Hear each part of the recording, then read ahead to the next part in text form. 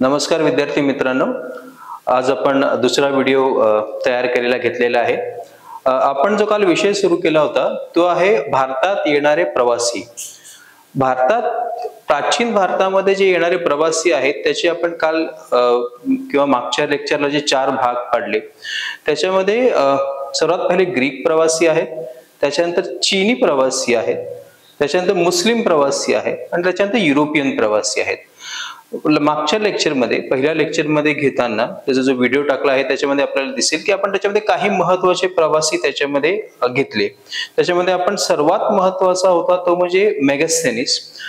टेसियस आहे, हेरोडोटस आहे, त्याच्याबद्दल तर आपण माहिती मिळवलीच आहे, पण सर्वात महत्त्वाचा होता तो म्हणजे मेगास्थेनिस।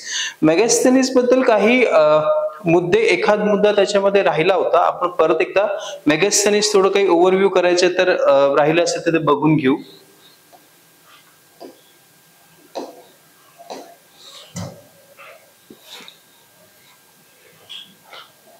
बघा, मेगास्थेनिस बद्दल आपण चर्चा करताना एकतर 305 मध्ये झालेलं युद्ध बीसी, याच्यामध्ये सेल्युकस निकेटर आणि चंद्रगुप्त मौर्य यांच्यामध्ये झालेलं युद्ध याची चर्चा केली होती।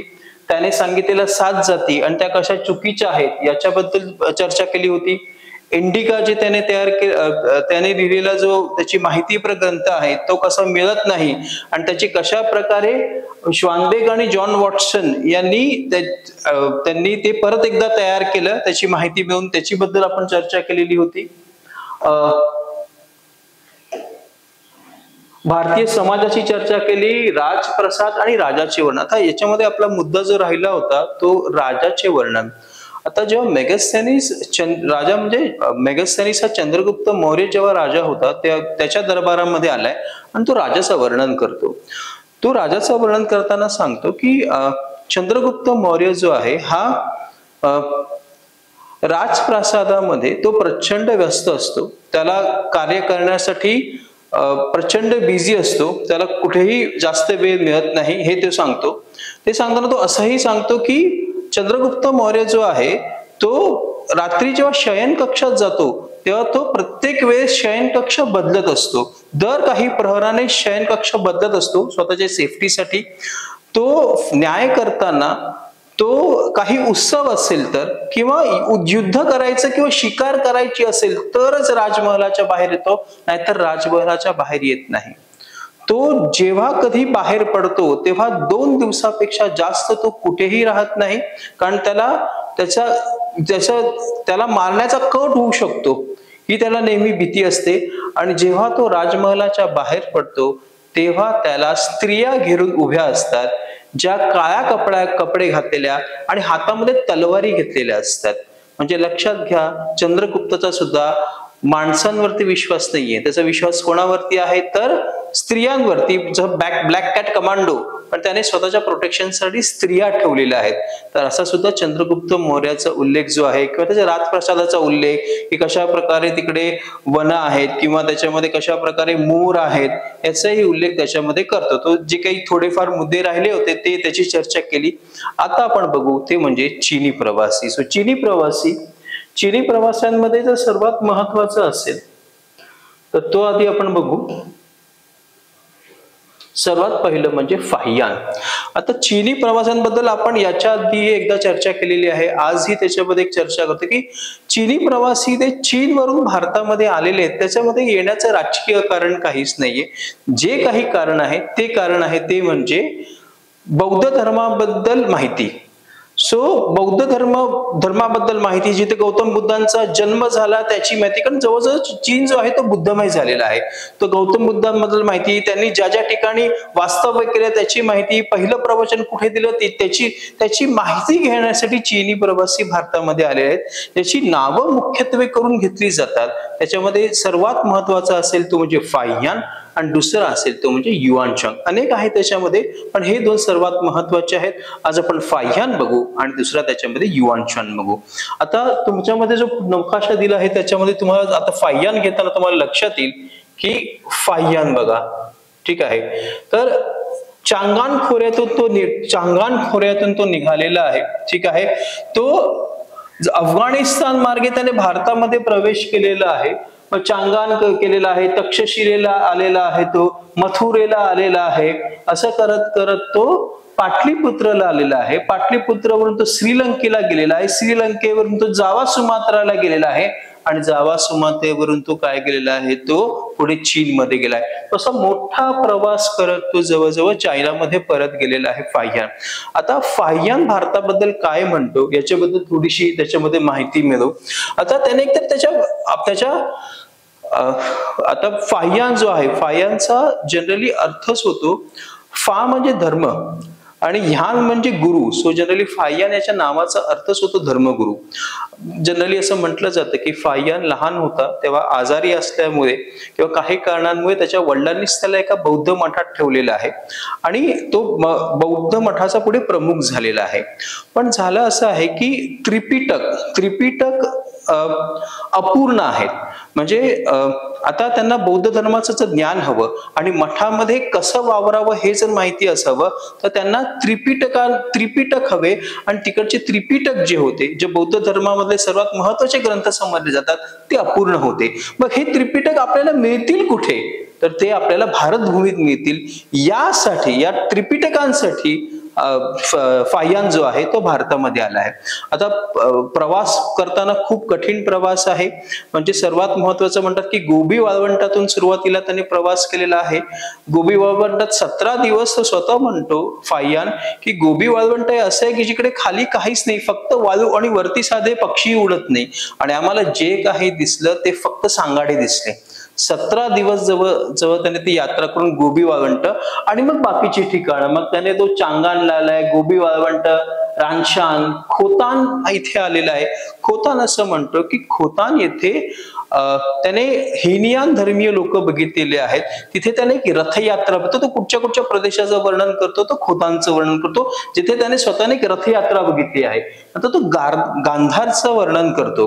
गांधार अफगाणिस्तानमध्ये आहे. तर गांधार प्रदेशाचं वर्णन करताना तो सांगतो तर तिथे जो राजा आहे तो अशोकाचा वंशज आहे, नाव आहे धर्मवर्धन. सो अजून सुद्धा तिकडे एक अशोकाचा वंशज राहतो, मौर्य घराण्याचा वंशज राहतो, त्याचं नाव धर्मवर्धन त्याचं नाव आहे आणि तो गांधार येथे आजही राज्य करतो असं तो सांगतो. नंतर तो पुष्कलावती आहे किंवा तक्षशिला आहे, पुरुषपूर आहे. पुरुषपूर मध्ये तो म्हणतो की पुरुषपूर म्हणजे आज पाकिस्तानमध्ये असलेलं पेशावर, तो पुरुषपूरचा जो कनिष्काने बांधलेला स्तूप आहे तो भारतामध्ये किंवा जगामध्ये सर्वात सुंदर स्तूप आहे बांधलेल्यांपैकी, तर तो त्याच्याबद्दल वर्णन करतोय. किंवा पुरुषपूर येथे तो म्हणतो की गौतम बुद्धांनी वापरलेलं एक भांड आहे, कमंडलू आहे, ते कमंडलू तिथे त्यांनी गौतम बुद्धांनी स्वतः वापरलेलं कमंडलू सुद्धा त्या प्रदेशात सापडला आहे किंवा तिथील आहे असंही तो म्हणतो. असं करत तो मथुरे येथे येतो. मथुरेला तो ब्राह्मण देश म्हणतो आणि तसा करतो पाटलीपुत्रला येतो. आता लक्षात घ्या, या काळापर्यंत आता पाटलीपुत्रचं महत्व हळूहळू कमी झालेलं आहे आणि हळूहळू कनौजचं महत्व वाढत चाललेलं आहे. आता जेव्हा तो पाटलीपुत्राला येतो, आता पाटलीपुत्र हे उजाड आणि भग्नावस्थेत आहे. आता फक्त तिथे काही भिंती आणि काही गोष्टी उरलेल्या आहेत. तो एक पाटलीपुत्राला आता तिकडे माणसं राहत नाहीत, पूर्णपणे जंगल झालेलं आहे.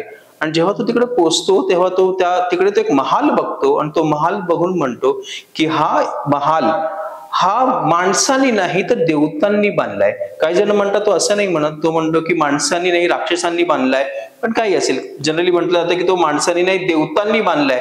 म्हणजे हा असा महाल आहे जो 500 वर्षापूर्वी एका राजाने बांधला होता, जो आज 500 वर्षानंतर तो बघतोय. तो म्हणतोय हा महाल एवढा मोठा आहे की तो माणसांनी नाही देवतांनी बांधला असेल. विचारतो तो महाल कोणाचा, तो चंद्रगुप्त मौर्याचा महाल, जो 500 वर्षानंतर हा बघतो आणि तोही नंतर त्याच जे बऱ्यापैकी चांगल्या स्थितीत होता तेव्हा तो त्याचं वर्णन करतो. नंतरच्या काळात तो आता तो सापडत नाही, पण 500 वर्षानंतर फाहियानने तो महाल सुद्धा बघितलाय, तसंच सुद्धा तो वर्णन करतो. तसंच त्याने संस्कृत भाषा, पाटलीपुत्रामध्ये संस्कृत शिकलेला आहे. ठीक आहे, कारण अनेक ग्रंथ जे होते ते संस्कृत मध्ये होते, तर संस्कृत भाषा सुद्धा त्यांनी शिकलेली आहे. त्रिपिटक जे पाली शिकलेली आहे, त्रिपिटकांमधल्या काही पिटकांचं त्याने परत एकदा भाषांतर केलेलं आहे. आणि नंतर पुढे जाऊन तो श्रीलंकेत गेलाय, मग जावामध्ये गेलेला आहे, आणि तिथून जावा मार्गे तो अनेक पुस्तक घेऊन, असं म्हटलं जातं की जावा मार्गे चीनला जात असताना सुद्धा समुद्र उफाळलेल्या समुद्रामध्ये त्याची पुस्तकं पडलेली होती. आणि नंतर मग काय झालं, तर फार फार कमी पुस्तकं तो तिथे घेऊन जाऊ शकला होता, असं मग त्याने त्याचं प्रवास वर्णन दिलेलं आहे. आता मग पुढे थोडंसं बोलू, अजून काय काय त्याच्याबद्दल माहिती मिळते. तर मगाशी म्हटल्याप्रमाणे त्रिपिटकामधलं किंवा सुत्त पिटक आहे, विनय पिटक आणि अभिधम्म पिटक आहे. त्यापैकी विनय पिटक अपूर्ण होतं, त्याची माहिती मिळत नव्हती. आणि विनय पिटकामध्ये बौद्ध संघ कसा असावा किंवा कसा चालवावा याच्याबद्दल नियम दिलेले होते, ते तिकडे चीनमध्ये अपूर्ण होते, त्याच्यासाठी तो भारतामध्ये आलेला आहे. तर हे दिसतं आपल्याला. तसंच फायांचा अर्थ दिसतो, फायांचा अर्थ होतो धर्माचार्य, धर्मगुरु. मगाशीच म्हटलं फा म्हणजे धर्म आणि यान म्हणजे गुरु, सो फायान याचा अर्थ आहे. गुप्ताबद्दल म्हणतो की जनता प्रचंड सुखी आहे, कर अत्यल्प आहे, ठीक आहे. मृत्यू हा एक महत्वाचा आहे की मृत्यूदंड नाहीये. आपण जेव्हा मौर्य साम्राज्य आणि गुप्त साम्राज्याचं कंपॅरिझन करतो तेव्हा आपल्याला एक गोष्ट लक्षात येते की ऑब्वियस गुप्त साम्राज्याला भारतातलं सुवर्णयुग म्हणतात, पण सुवर्णयुग म्हणजे अनेक क्षेत्रांमध्ये त्याने केलेली प्रगती तशी दंडामध्येही केलेली प्रगती. दंड म्हणजे काय, एखादा गुन्हा केल्यावरती दंड. मौर्यांचे दंड आपण मागच्या लेक्चरमध्ये बघितले, प्रचंड कठोर होते, हत्तीच्या पायाखाली देणं किंवा अंगभंग करणं. गुप्तांचे दंड अतिशय सौम्य दंड आहेत. सर्वात महत्वाचं, गुप्तांमध्ये मृत्यूदंडच नाहीये.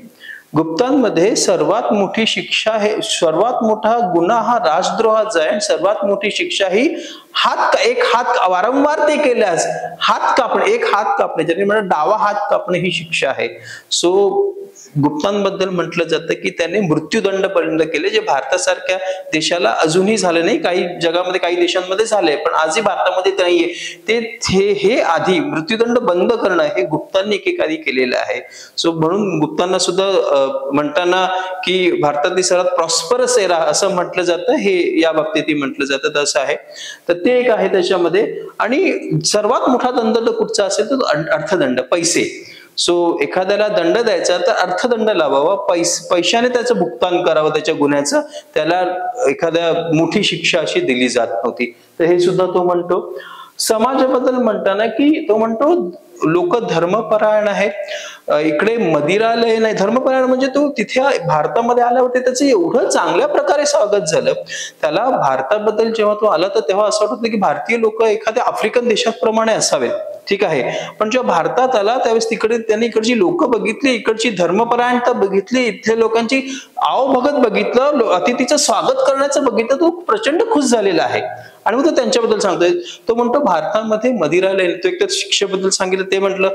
तो म्हणतो की भारतामध्ये मदिरालय नाहीयेत, भारत हा ब्राह्मण देश आहे. ऑब्वियस, कारण गुप्त हे ब्राह्मण आहेत.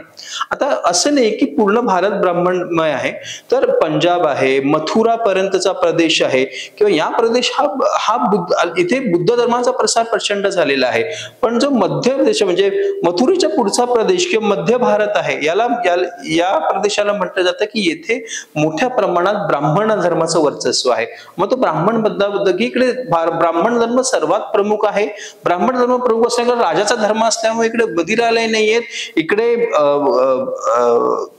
प्राणी हत्या होत नाही, इकडे लसूण खाल्लं जात नाही, कांदे खाल्ले जात नाही, याचाही तो उल्लेख करतो. सो हा तो याचा उल्लेख करतो. तो येथील औषधालयांचा उल्लेख करतो. तो येथे काही असे दवाखाने आहेत जिकडे एखादा व्यक्ती आजारी पडल्यावरती तो तिथे जाऊ शकतो, स्वतःवरती उपचार करू शकतो आणि बरं होईपर्यंत त्या सगळ्या औषधाचा खर्च त्याला ते विनामूल्य मिळतं. सो आज आपण हॉस्पिटलमध्ये गेलो, काही लागलं, काही झालं, हॉस्पिटल आपल्याला खर्च करावा लागतो. तो म्हणतो इथे एखाद्या व्यक्ती आजारी असला तर तो तिथे त्या औषधालयामध्ये जाऊन किंवा त्या हॉस्पिटल्समध्ये जाऊन तो राहू शकतो, जोपर्यंत बरा होत नाही तोपर्यंत, आणि त्यासंबंधी त्याला काहीच चार्जेस द्यावे लागत नाही, तो बरा होईपर्यंत, आणि त्याचा सगळा खर्च जो आहे त्या संस्था उचलतात. मग संस्थांमध्ये ते म्हणतात सर्वात महत्वाचं, हे जे औषधालय आहेत किंवा हे जे असे लोकांना बरे करणारे ठिकाणं आहेत, त्याचा सगळा खर्च जो आहे तो म्हणतात की हे व्यापारी वर्ग करतो.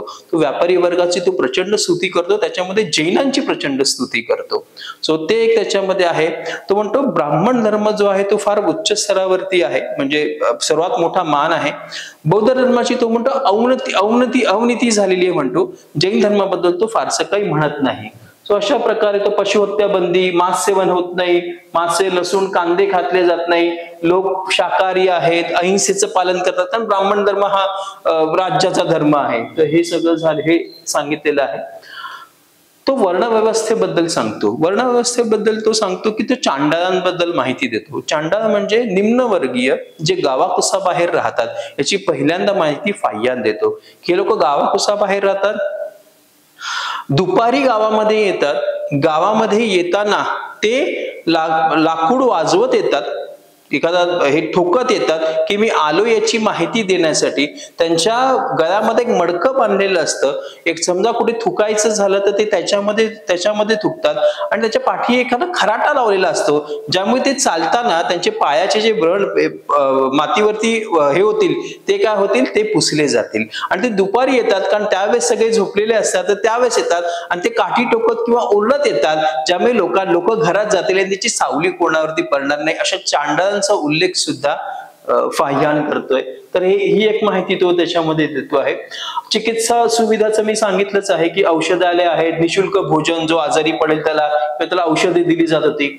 आता एखादा माणसांना नदीत बुडवणं म्हणजे तो म्हणतो की नदीमध्ये डेड बॉडी सुद्धा बुडवल्या जात होत्या, किंवा एखाद्याला असाध्य रोग झाला तर त्याला सुद्धा नदीमध्ये वाहवलं जात होतं. तर याचा सुद्धा उल्लेख त्यांनी ते स्वतः बघितलेला आहे. डेड बॉडी तर आपण माहिती आहे की गंगेमध्ये वगैरे टाकली जातातच, पण एखाद्या व्यक्तीचा अति आजारी असला तर त्याला सुद्धा काय केलं जात होतं, नदीमध्ये टाकलं जात होतं, असं तो म्हणतो. वैश्य जाती मग अशीच म्हटलं की प्रचंड तो स्तुती करतो की त्याने मठ बांधले आहेत, चिकित्सालय उभारली आहेत, म्हणून त्याने वैश्य जातीची प्रचंड प्रशंसा केली, कारण ते यासाठी प्रचंड खर्च करतात.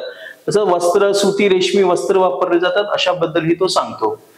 आता धार्मिक व्यवस्था, मगाशीच म्हटलं होतं की ब्राह्मण धर्म जो आहे त्याला प्रचंड प्रतिष्ठा आहे. तो म्हणतो की कारण राजा स्वतः ब्राह्मण असल्यामुळे, की गुप्ता घराणा स्वतः ब्राह्मण असल्यामुळे ब्राह्मण धर्म तो म्हणतो प्रतिष्ठा आहे. बौद्ध धर्म म्हणतो की तो आता पंजाब, मथुरा काही ठिकाणी आहे, पण त्याची हळूहळू अवनती होऊ लागली आहे. पण जैन धर्माबद्दल फाह्यान फारसं काही बोलत नाही. तसंच बौद्ध धर्म पंजाब, बंगाल, मथुरा मगाशीच म्हटलं येथे लोकप्रिय आहे असं म्हणतो. तो म्हणतो की कारण गुप्त पिरियड हा प्रॉस्परस एरा म्हटला जातो इंडियाचा, तो म्हणतो की इकडे उन्नत व्यापार आहे, मोठमोठी जहाजे आहेत, आणि तो कवड्यांचा उल्लेख करतो. जेव्हा तो चलन काय वापरला जात होतं, तर कवड्या म्हणजे आपण बघत असं की शिवाजी महाराजांच्या काळात कवड्यांची एक माळ असायची, तर ते तो कवड्यांचा उल्लेख करतो की ह्या चलन म्हणून वापरल्या जात होतं, असा सुद्धा तो त्याच्यामध्ये उल्लेख करतो. तर आपण पुढचा टॉपिक बघू, तो म्हणजे आता फाह्यान बघितलेला आहे. पुढचा टॉपिक बघतो म्हणजे युआन शांग.